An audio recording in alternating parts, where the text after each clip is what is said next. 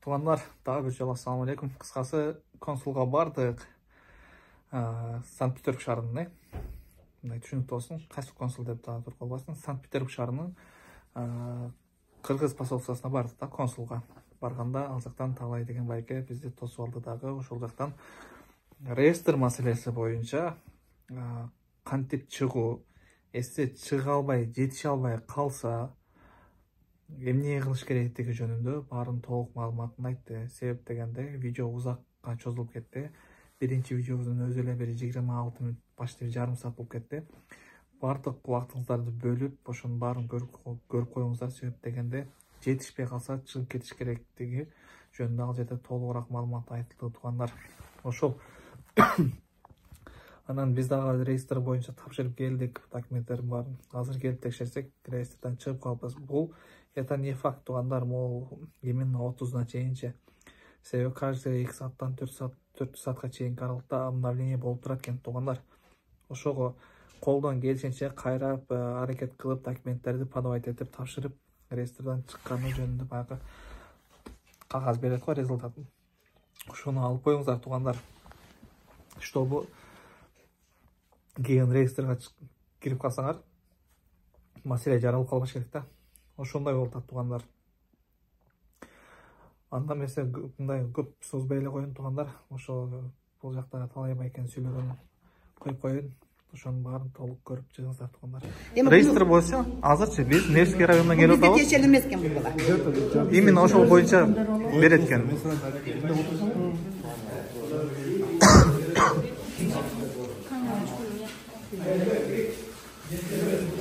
Бул жак ошо Санкт-Петербург шаарынын боюнча эмнеси?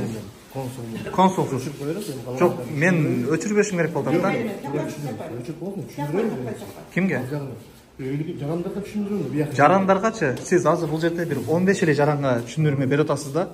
По фактым сиз ал жака Невский району, биз именно азыр Невский районунан келип атабыз да. Бизчи ал жактан деген сиз ал жарандар кандай талпа болупчу? Очередке 2 эле окошко иштеди. 2 минуттун башын тыгып алып, бери угуздар азыркы учурда биздин башлык консулдугубуз ВКС болгондо МВДнын руководствосуна миграцияны караган Валентина Кузнецова дегенге чыгып сүйлөшүүлөр болду. Ар кайсы окошко 8 саат иштейт деп айтты. Биз барып туруп мониторинг кылып чыктык. Андан кийин тышкары мен бүгүн Пурмский районго бардым. Кече деле иштеп дегенде кече барсам уже бир окошко кабыл алып, но уже өзбектөрдүн жарандарында, кыргызстандын жарандарында чогуу кабыл алып аткан. Бүгүн саат 11-де бардым. Бүгүн саат 11-де барсам, Пурмский райондо полностью окошко иштеп атат бирөө. Ну, бүт жарандарда чогуу кабыл алып атат да. Өзүңүзгө сөзүңүздү бөлөйүнчү. Талайбек. Az men ошол жерден мен жеңим келди. Кыргызский райондан келди. Короче, анын документтери полный бар. Регистрация, трудовой книжка. Эмне үчүн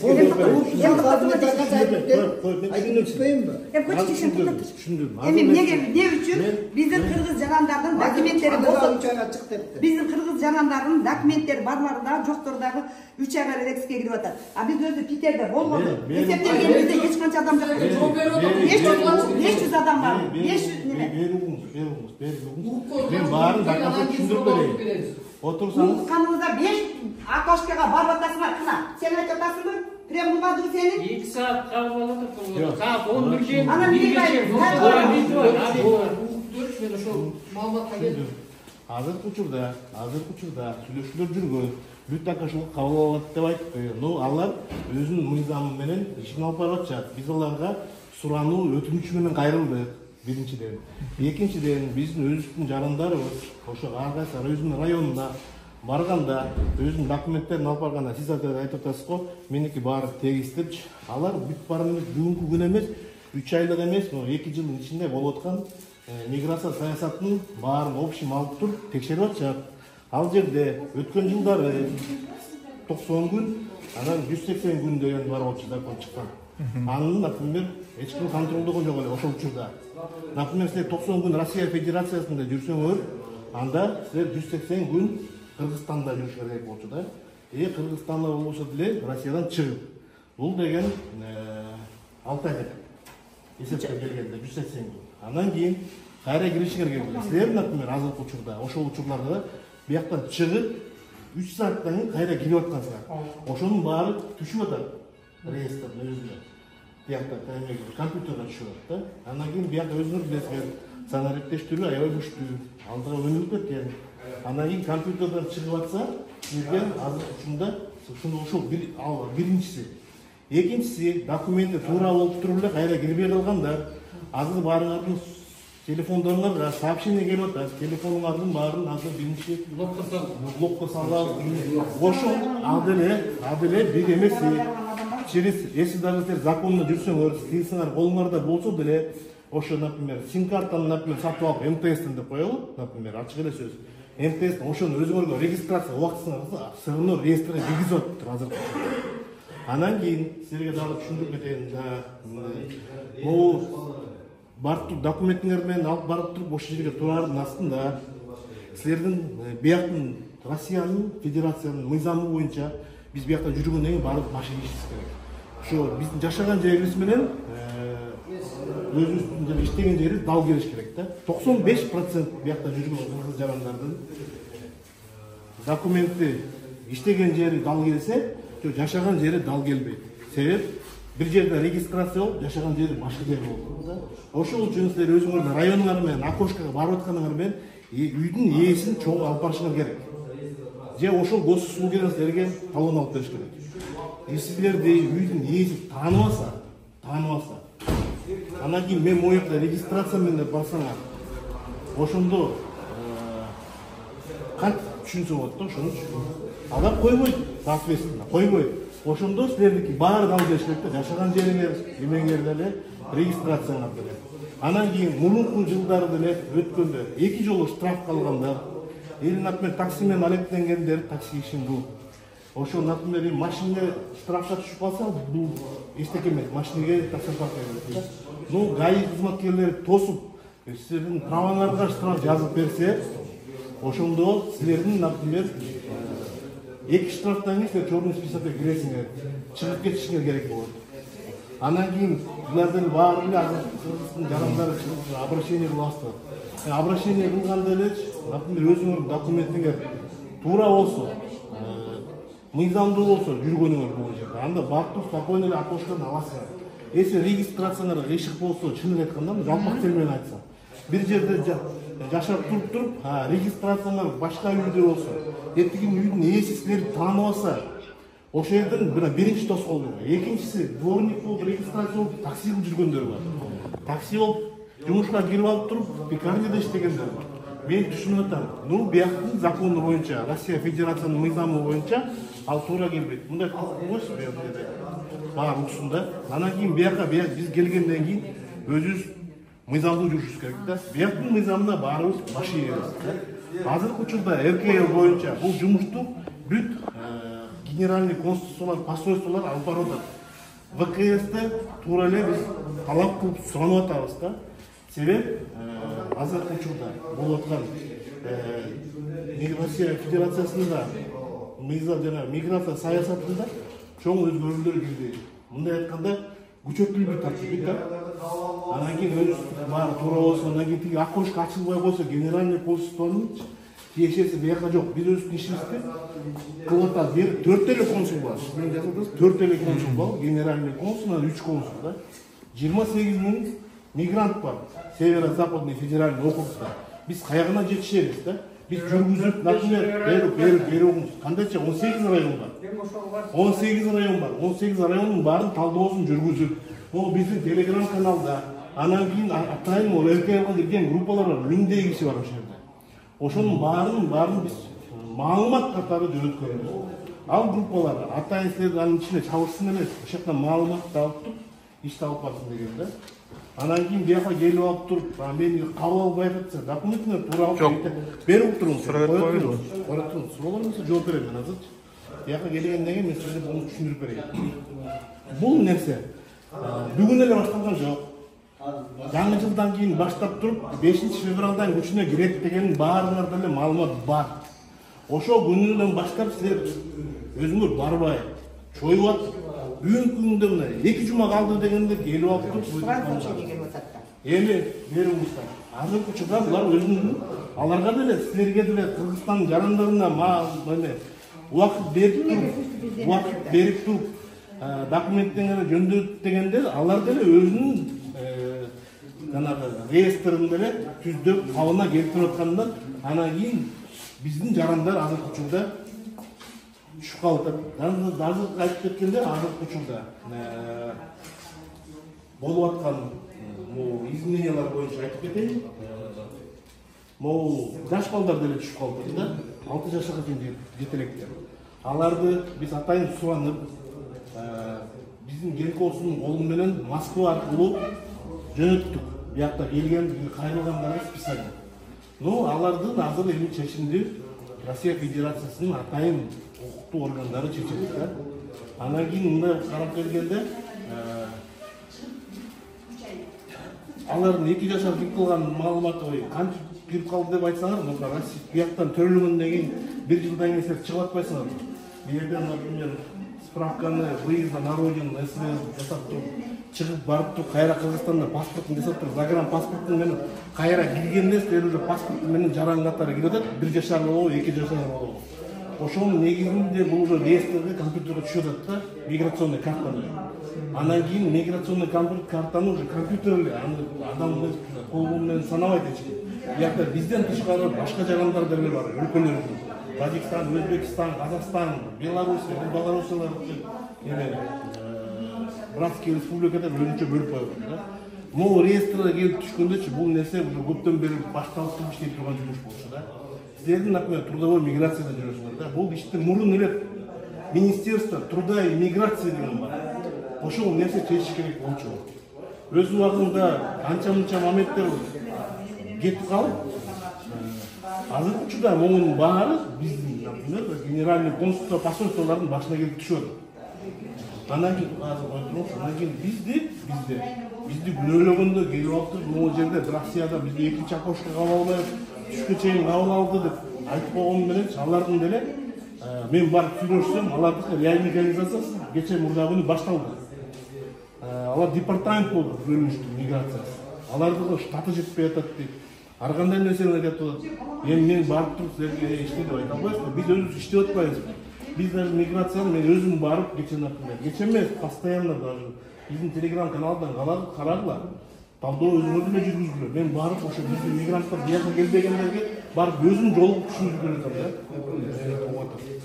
Азыр картаны дагы полный заблокировать этип койгондо, айлыгы түшкөн ал картага түшкөн күнү блок келип атат да.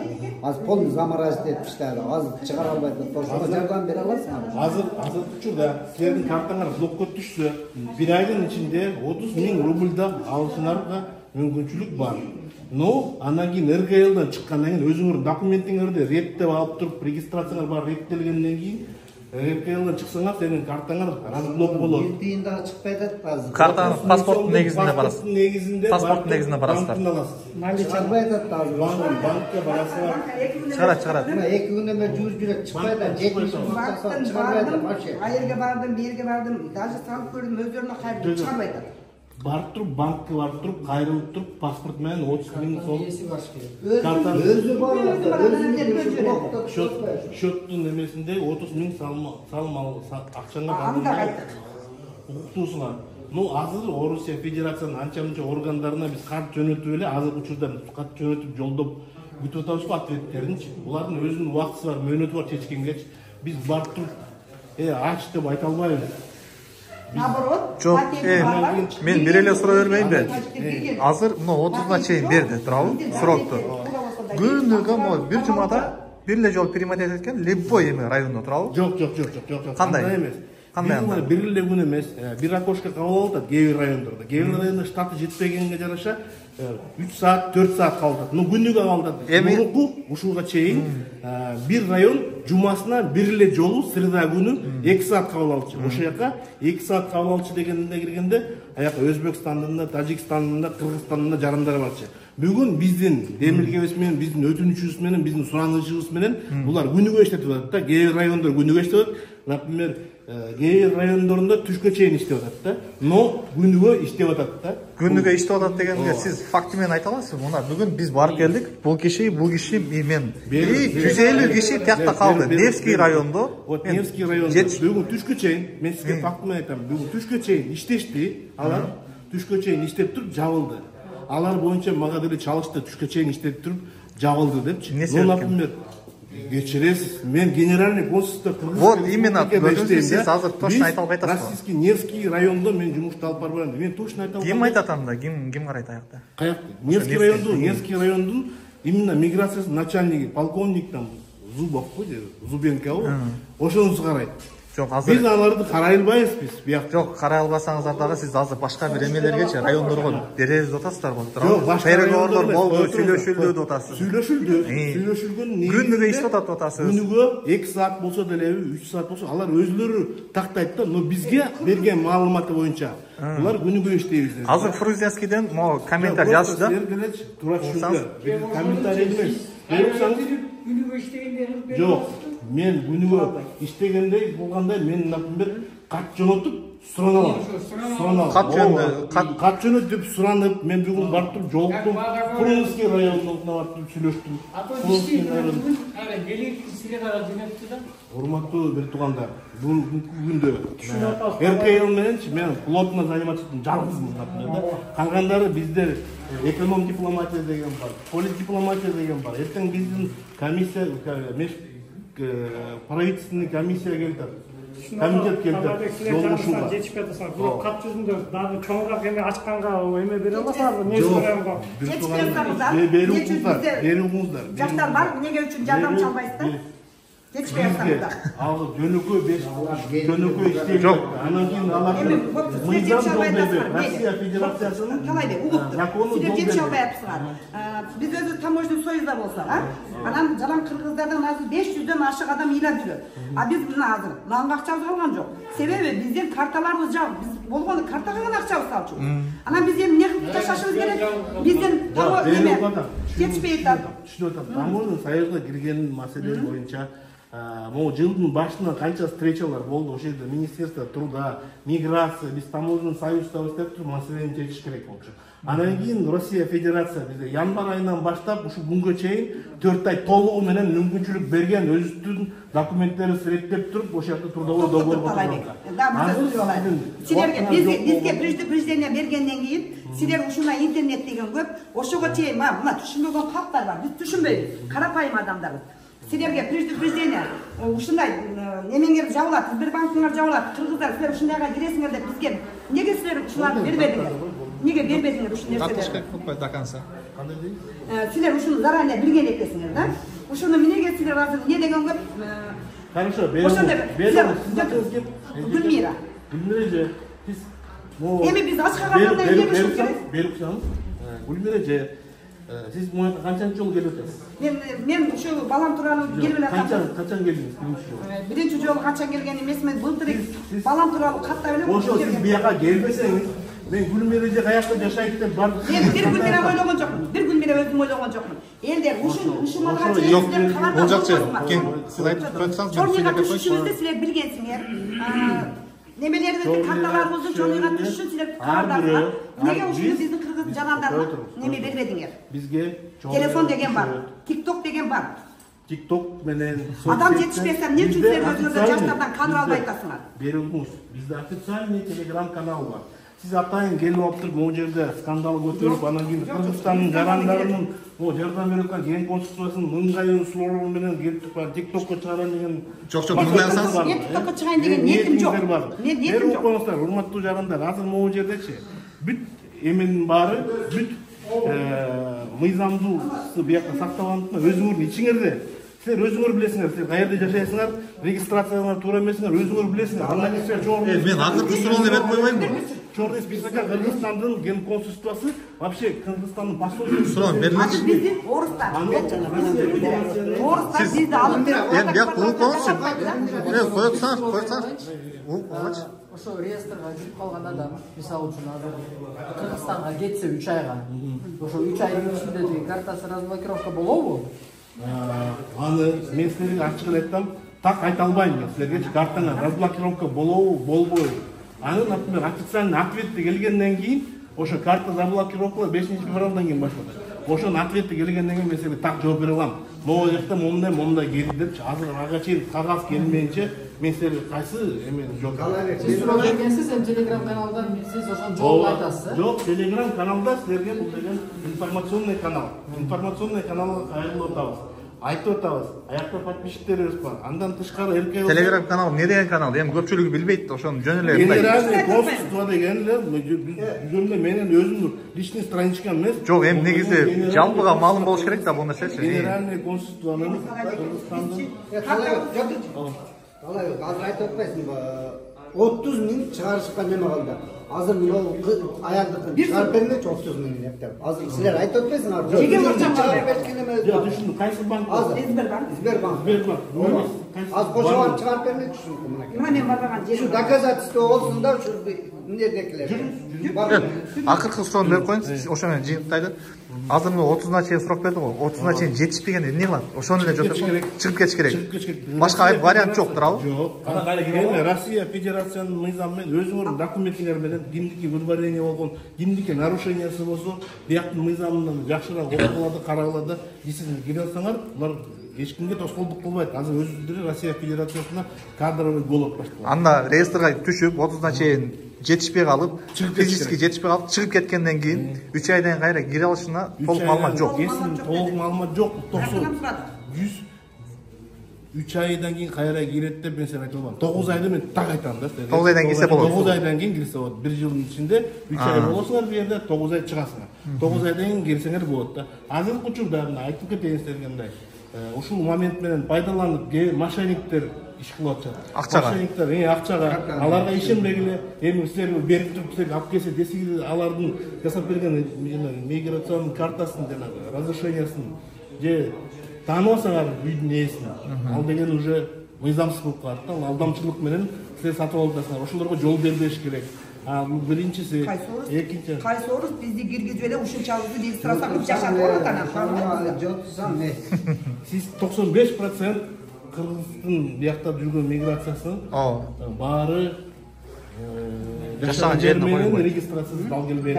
Саппада этпейт. Саппада этпегени менен бул деген мыйзамдыкты бузган, ал деген акча көрсөтүп Hiç kimisi koymaydı da hazır. Азыр орустар биз улуска жүрөк чыгып Сиздер мындай кылышыңыздар экен. Азыр өзүңүздөр да билесиздер да.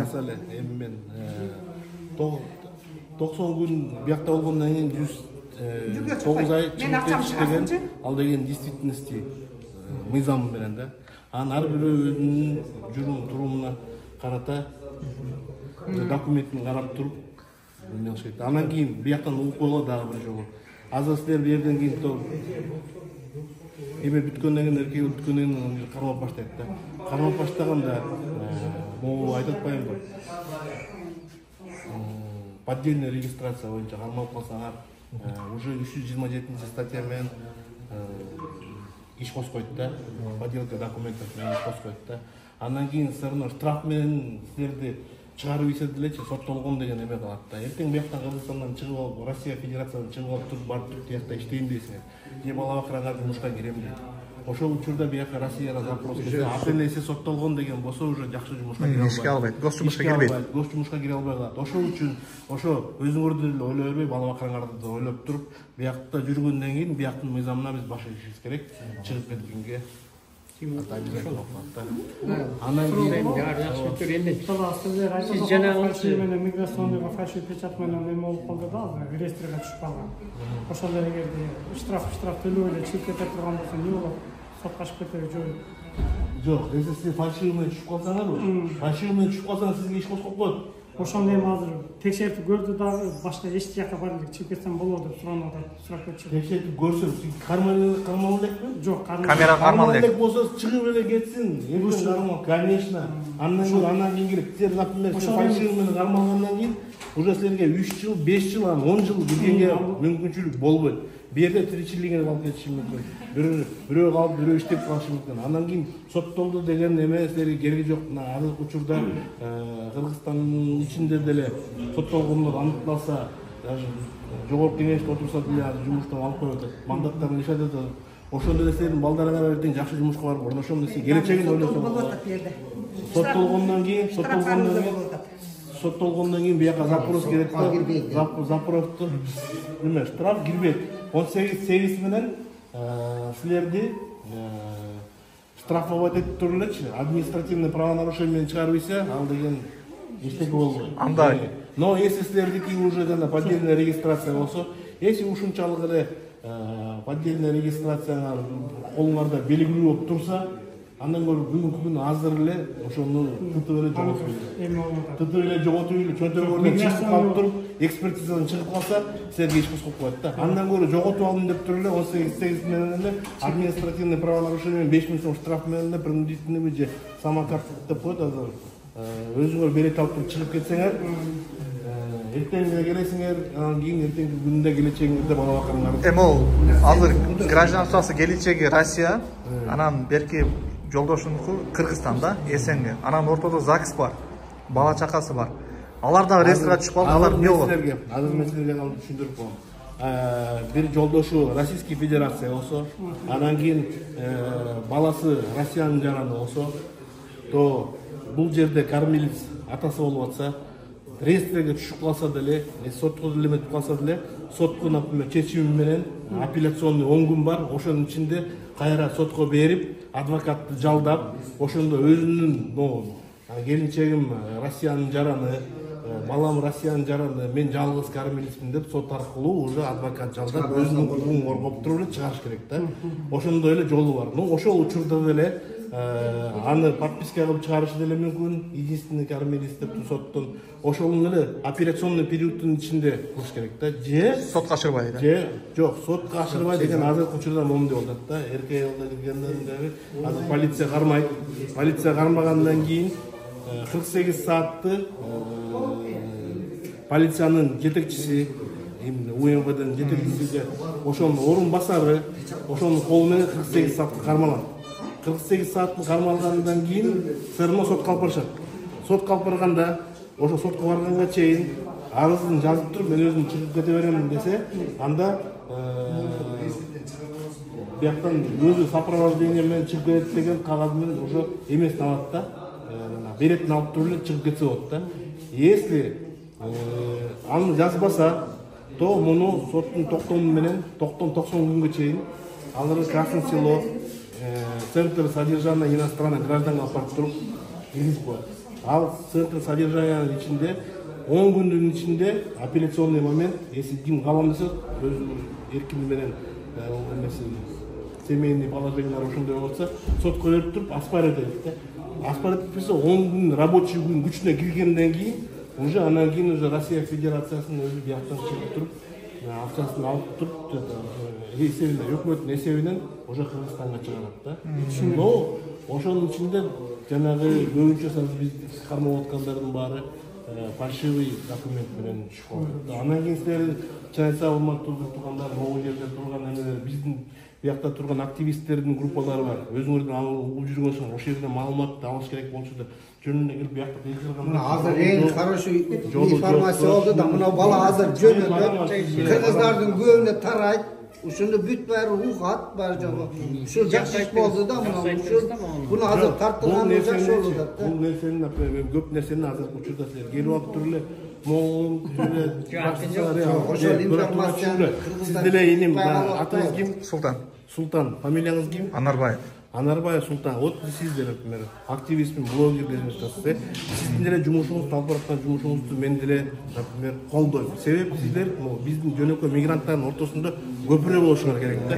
Если силер ага чейин айтып туруп, момундай встреча болуп, биз могуга чейин ушул жака чейин келип туруп, силер деле биздин башка жана Азамат деген уюштурган реестрдагы группадагы 9000 кишинин ичинде барсызбы? Бармын. Барсыз да. Ошо силер ошол жактан көрүп атасыздар, ачык эле сөз да, өзүңүздөр эмне көрсөтпөйсүзбү?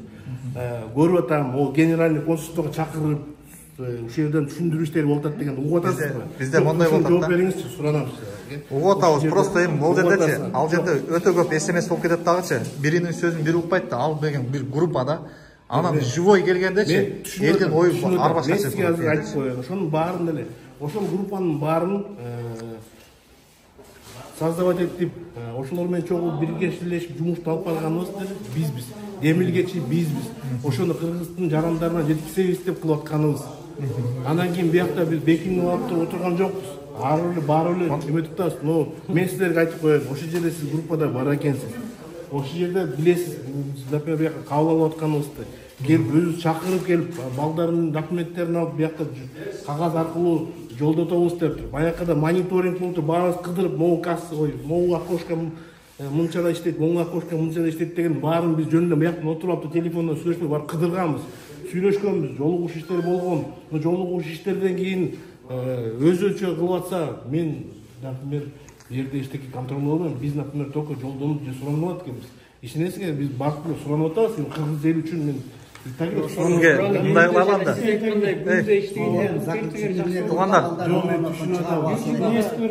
Туугандар, кое турган. Ошо Невский район боюнча биз мына тартып коебуз. Невский район боюнча биздин генеральный консул атайын могу видеоконференц-связьта Валентина Львовна Казаковадан лично суранган. Аны ошол жакта протоколго кирген. Ошондон кийин Невский район иштеп туруп, кайра жабылып калды да. Ага чейин Невский район бир жумасына среда күнү бир эле жолу кабылчу. Мен 4-число күнү барып, өзүм Невский районго барып туруп, ошол жакта көзөмөлдөп сүйлөшкөндөн кийин ачылган болчу. Азыркы учурда, например, күнүгө иштеп аткан менен 2 саат бул деле бир чоң жеткизгендик. Но, угуп коюңуз. Среда эле иштеп. Вот, например, кечеде среда иштеп атты деле, барсак сразу ачылды баардыгы. Силер барганда ачылып атса керек да. Биз барганда мени видеого тарттым азыр. Эшикке кууп чыгарып койгон видео түшкөн жер. YouTube'га кеткен элдин баары көрүп атат. Ошол видеоңузду биз, например, Telegram каналга эле жөнөтүңүздөр. Биз суранып атпайбыз, жөнөткүлө ошондо тартып болсо. Биз ушул жумада келаткан жумада дагы бир БКС болот. Ошол жерде барбайсыздар ошол жумада. Далил менен барып туруп кайсы жерде? Невский районго мо келип аткан среда анда барыңыз. Барабыз. Жок, жок. Именно среда күнү реестрден чыгаруу боюнча среда күнү ал жакта иш болуп атат да. 11ден 1ге чейин деп 2 саат. Среда күнү мен барам. Өткөндө деле мен среда күнү баргам да. Ушул келаткан среда күнү барып ошол туруп тургула, мен өзүм барам.